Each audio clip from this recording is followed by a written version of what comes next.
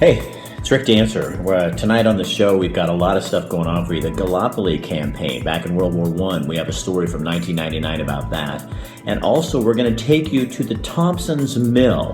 If you've never been there, it is such a cool place. We found it a few weeks ago. And while we're at it, we'll introduce you to a cool little cafe in town. All that coming up next on Rick Dancer TV. I'm not dead. That sounds like something interesting.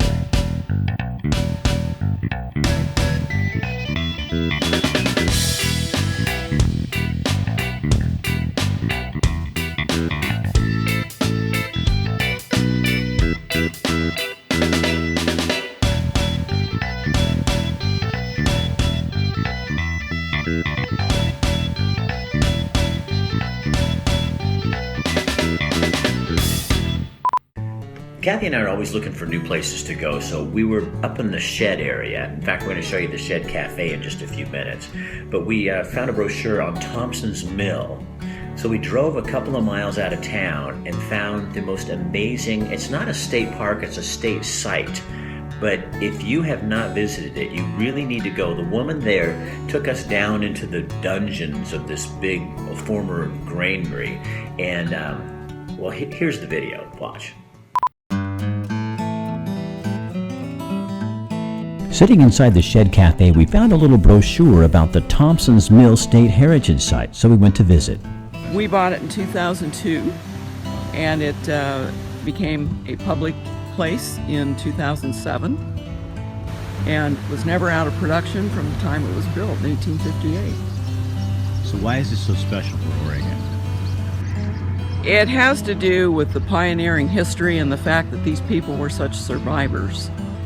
And this mill survived, whereas the others have not at all. And it had to do with the owners, the pioneers. And that's what we think is special about it. And it served the local farmers. That's what it was built for, to bring their grain here and to produce flour so that they didn't have to go to Portland. This little family mill wouldn't stand up to the test of time because economics changed. So when did the state buy this? 2002. And it's putting out stuff. It's open every day, but maybe New Year's, Christmas, Thanksgiving, 9 to 4, every day. And Carolee, what do you like about this place? The history of it, it's peaceful, it's quiet. This has to be one of the more unusual state parks. Well, it's a state heritage site. It's not a park per se, because it's just day use and people who are interested in history. I am personally invested in it because I love the pioneering spirit. I think maybe I was born in the wrong century.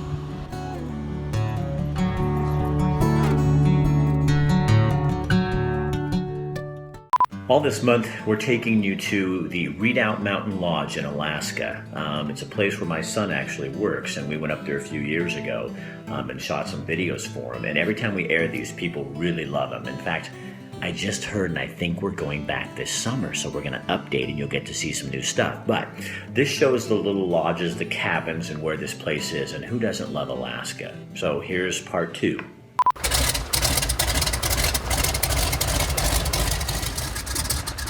This is Alaska's version of Grand Central Station.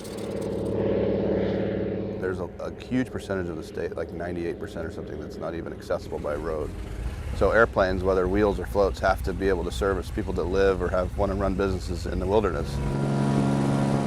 Everything is flown into and out of the Redoubt Mountain Lodge on a float plane. Everything. You fly for about 45 minutes down the inlet, down the ocean. And it's new and unique, but it's not quite spectacular beauty. It's just ocean and seashore and coastline. And then you get into the mountains all of a sudden.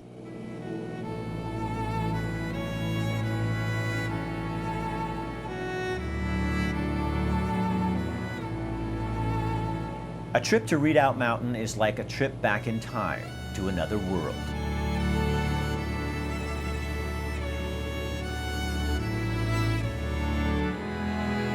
I've flown into, I can't even tell you how many dozens of lodges over my flying career, and Redoubt Mountain Lodge is the most beautiful location, for one thing. There are no roads, no cell phones, and no reminders of life as we know it. This is wilderness. This is what earned Alaska the honor of being considered the last frontier. The main features is certainly the Mount Redoubt, is to be able to look at a 10,000-foot volcano, active volcano within view from a number of different angles around the surrounding area. But what's also become really popular is just the Crescent River Valley. Just a picturesque valley with rivers converging and flowing right through the center of it, and 4,000-foot peaks either side of you. Peaks that seem to watch over you. Every turn, every view filled with towering mountains. I think it's just more and more difficult to find completely remote locations anymore with no other operators and no other crowds. At Redoubt Mountain Lodge, isolation is their specialty. The lodge is situated on 5 privately owned acres nestled in the shadow of Redoubt Mountain. All this in the middle of 4 million acres of national park and preserve. Here, you are alone. Just you, the other guests, the staff, and the wilderness. We have 6 little private log cabins throughout the property. They each have their own bathroom, which includes a toilet, shower, sink, hot water, heat, with a thermostat inside for you to control. We have a queen and a twin bed in each cabin with just the best flannel sheets ever. At Redoubt Mountain Lodge, remote doesn't mean roughing it. Everyone says that the beds hold them hostage every morning and they don't want to get out. There's a cedar hot tub enclosed in a gazebo with screen windows that open. It has 300-degree views of Crescent Lake and the Chigmit Mountains with our hanging glacier.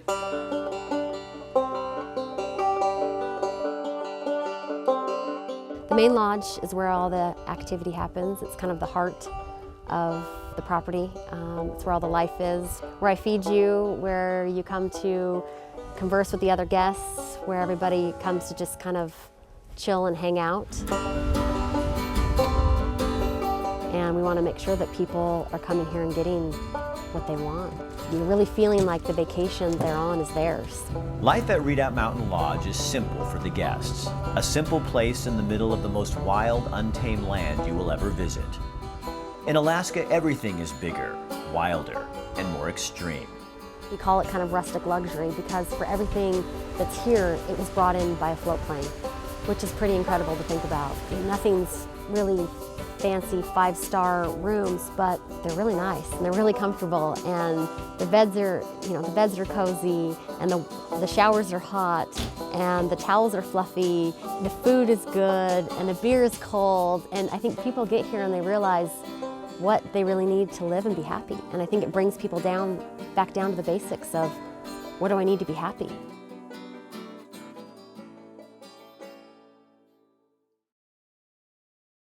When you're in Eugene, there's no shortage of places to go out to eat, but sometimes you want to get out of town. Sometimes you want to go to rural Oregon and find something just a little different. Well, if you want to go someplace that's absolutely amazing, try the Shed Cafe in Shed, Oregon.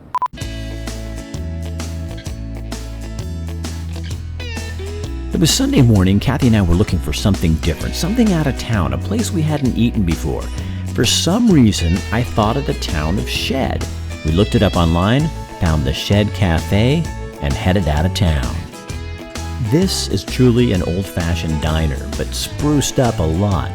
This has been in the hands of farmers for many years, and Al and his business partner have been looking to get this place for a couple of years, and finally it came on the market. We finally got the Shed Diner after a couple years of trying. We were at Sweet Home. We're looking to put it back to the original diner form. These buildings used to come as a kit, kind of like a Sears Roebuck house. What Al and his business partner have done is created a place where the food is really good. Fresh cut French fries, hamburgers that are awesome, chef salad. It was only $7 for that. What they're trying to do is bring back that old feel, and we felt it. The people were nice, the neighbors came in. This is truly the culture of Shed and rural Oregon. You don't want to miss this place. And in the summer, they're going to have some really cool events. We do the roadsters every Thursday starting the second week of May. Every Thursday night, there'll be at least 50 to 200 roadsters out here renting cars. So again, Shed Cafe, out in the middle of Shed, just you can't miss it. We opened up the second week of March, and so this is like our 6th week open. Shed is located between Tangent and Halsey. If you don't know where that is, you need to get out more.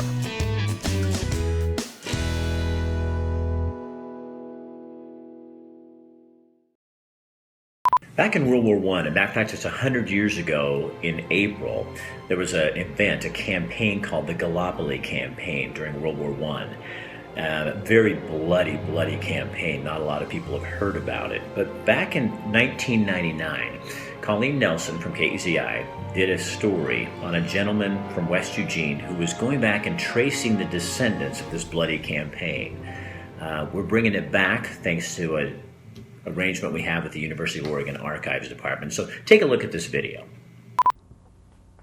Pat Garapi is an ordinary guy with an extraordinary hobby. He spends countless hours matching names and stories to the men who died in a battle that America never fought in. But Pat's work has had a major impact on families all over the world. Here's the final part of our series, Remembering the Century.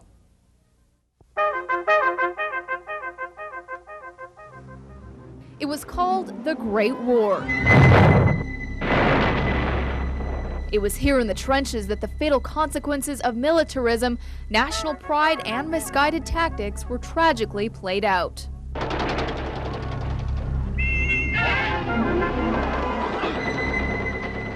It was a completely senseless war, and Gallipoli seems to epitomize the senselessness of it all.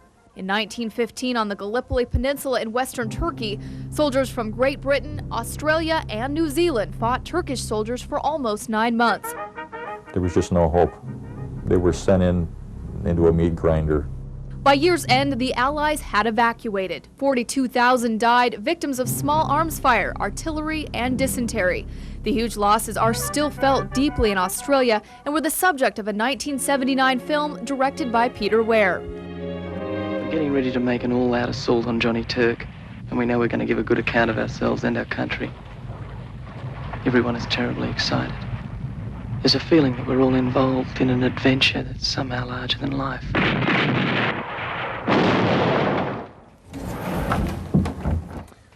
It was that movie that changed Patrick Garapi's life. Young man who was killed while he was making tea. Rather, he was wounded in the head while he was making tea. This is the letter that was sent by his friend. It inspired him to try and tell the stories of each and every soldier who died at Gallipoli. His brother was killed at Gallipoli, too.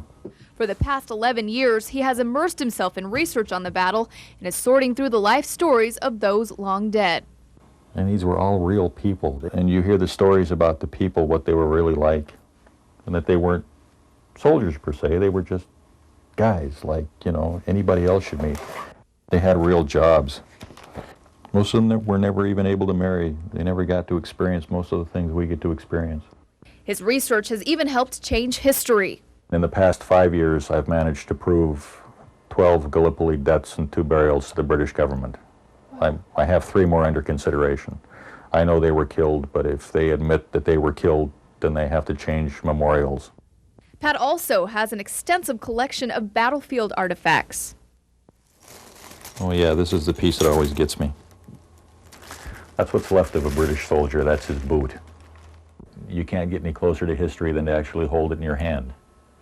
And to own things that were held by men who served, whether they came back or not, is, for me, it's very moving. Where is she? Where is she? Pat shares what he has learned with descendants and relatives of lost loved ones who've died. For them, it sometimes can be a powerful revelation. This is a milestone for me, Pat, remember? I wanted to know about my grandfather's war. I found my grandfather, Pat. What happened in the end?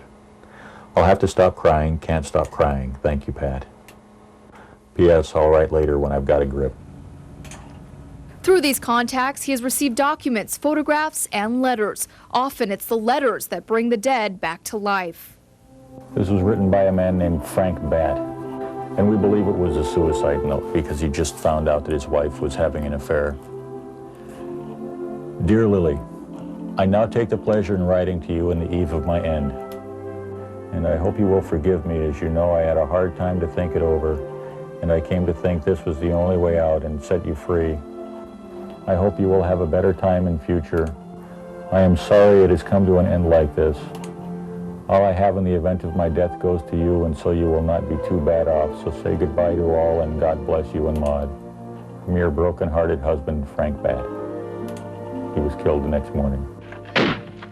I think what we should take from Gallipoli, from the First World War, and from the wars of this century in general, are that our people are much too valuable to be wasted. I also like to think that if these people still exist in a place, that they look down with me with a little bit of fondness, that somebody down here remembers them.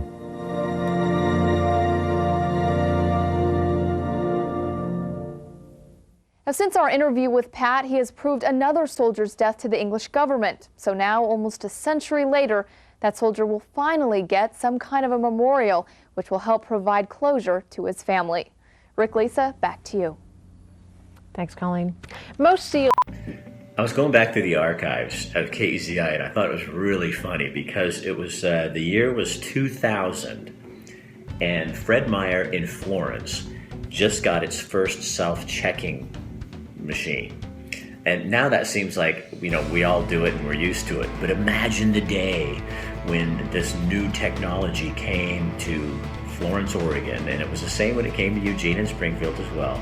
But this story is really fun, and go back and look at the questions that were coming up and how now it's all just, you know, nothing. But I think this kind of shows how, that's only 15 years ago, how history has changed. Watch. Come on. Let's come over here and try this. Dragging people into a face-to-face confrontation with technology can be a challenge, especially if it means replacing a familiar face at the check stand. Hi, how are you doing? With a computer screen. I point to that? All you have to do is really listen to what the monitor tells you. This is Sherry Moran's job for the week, introducing Fred Meyer shoppers in Florence to the store's new automated check stands, which look kind of like ATM machines on steroids. They look at the machine, they go, oh my God, what is this? What is this? So what you do is you walk them through it, show them it won't come out and bite them, and then they love it. You're going to get your bills right here, and your cash is going to come out there. How about that? And you are done. Let's go buy some more. Go buy some more. The Florence Fred Meyer got the new check stands last week. This is the 12th Fred Meyer store to receive them out of 140 stores. They work just like normal check stands, minus the checker. Now customers scan their own purchases, bag the items themselves, then pay the machine. What about products like alcohol or tobacco? How does this machine know you're old enough to buy something like that? Well, when you try to scan it, please show your ID to the cashier now. It asks for your ID and it alerts the cashier at the end of the station. Yeah? Not everyone's sold on the new check stands, though. My wife keeps telling me that I'm technologically challenged. John Flaherty tried one out and found he missed having a real live checker to chat with. Because I have to interact with people. I'm not going to interact with a machine. And even though the new machines offer a faster way through the checkout counter, there will always be some who prefer a more human touch. $2.50. There we go. Thank you very much. You folks have a good day now. So we're doing some work for the South Lane Mental Health Organization. And this is an amazing group of people. They do so many cool things for folks. Well, on May the 16th from 12 to 4, they're having a Wellness Day celebration at their location, which is the South Lane Mental Health Building. It's 1345 Birch Avenue. I'll put that on your screen. From 12 to 4, they're having a labyrinth walk. From 12 to 1, lifting spirits through music. 1 to 2, they're having yoga. 2 to 3, therapeutic storytelling. 2 to 4, art, video game can be therapeutic and fun, and cooking and gardening from 3 to 4. I'm telling you, you will learn so much about your community, about yourself, and about people that you may not understand. So again, it's May the 16th from 12 to 4, 1345 Birch Avenue in Cottage Grove at the South Lane Mental Health Building. Have fun, enjoy yourself, and tell them we sent you. In an era where newspapers are struggling and a lot of larger papers are dying, we are doing well because we tend to cover things local, and we offer news that people can't get anywhere else. That's our model, is covering local news and sports and anything to do with the community.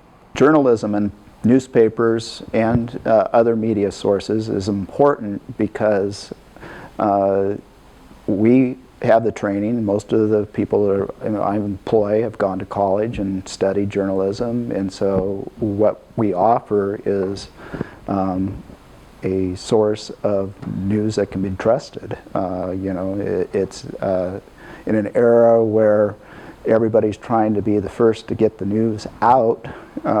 We actually do some research and talk to the sources and get the story and all the details behind the story.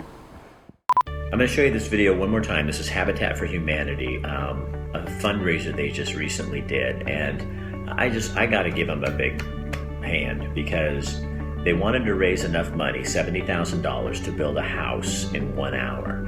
And because of some business people that you're going to see in this video who stepped up and raised $35,000 off the top, by the time that breakfast was done, they raised over $100,000.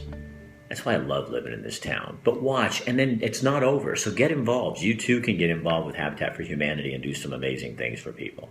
So watch.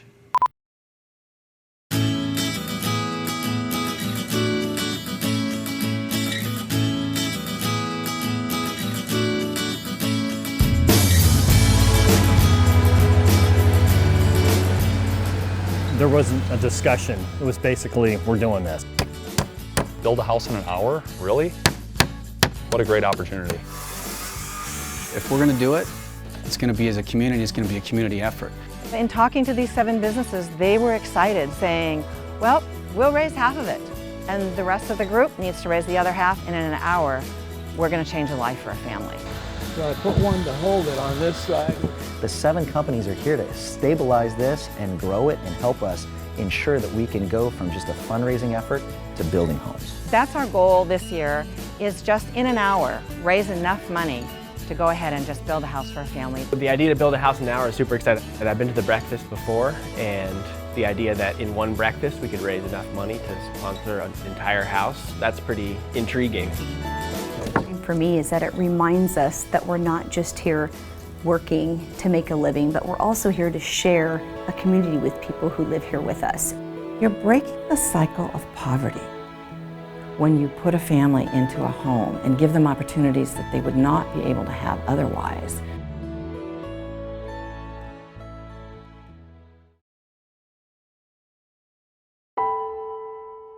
Everything stopped. I mean, I thought I was going back to school. It only took about 30 minutes before they were pulling me in the room going, we're pretty sure you have cancer.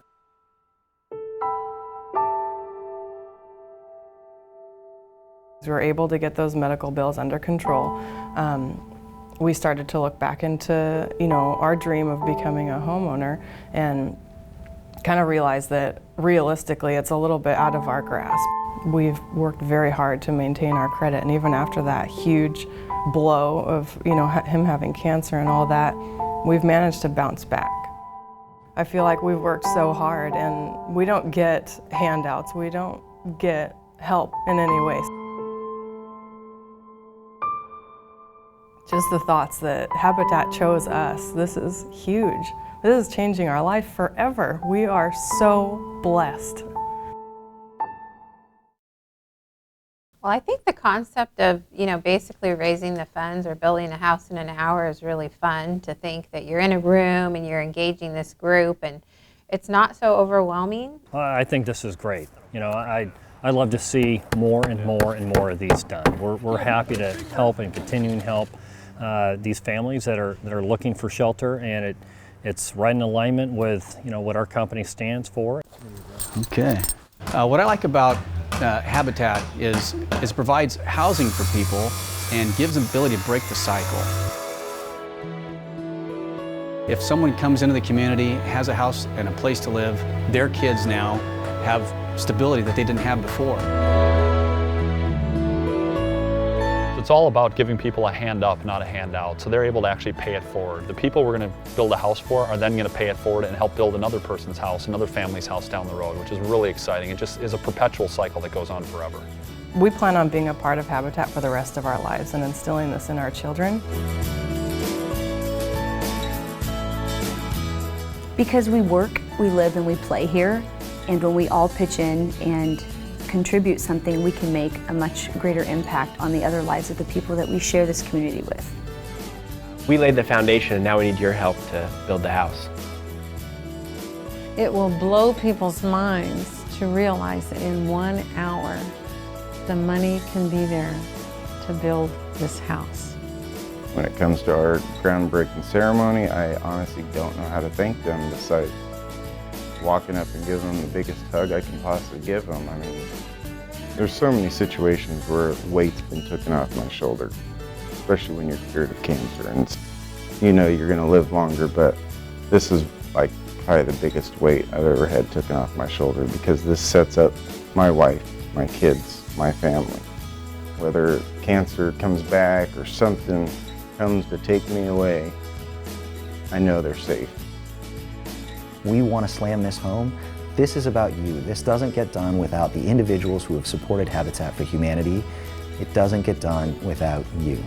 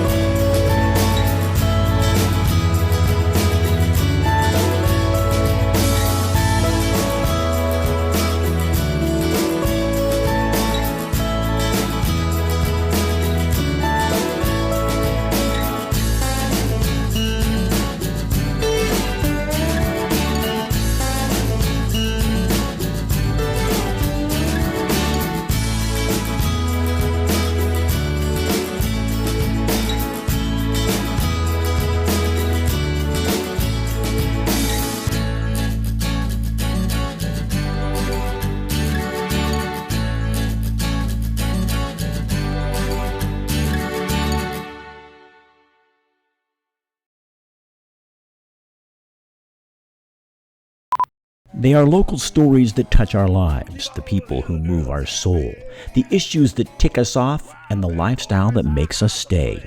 History, food, entertainment, people, stories.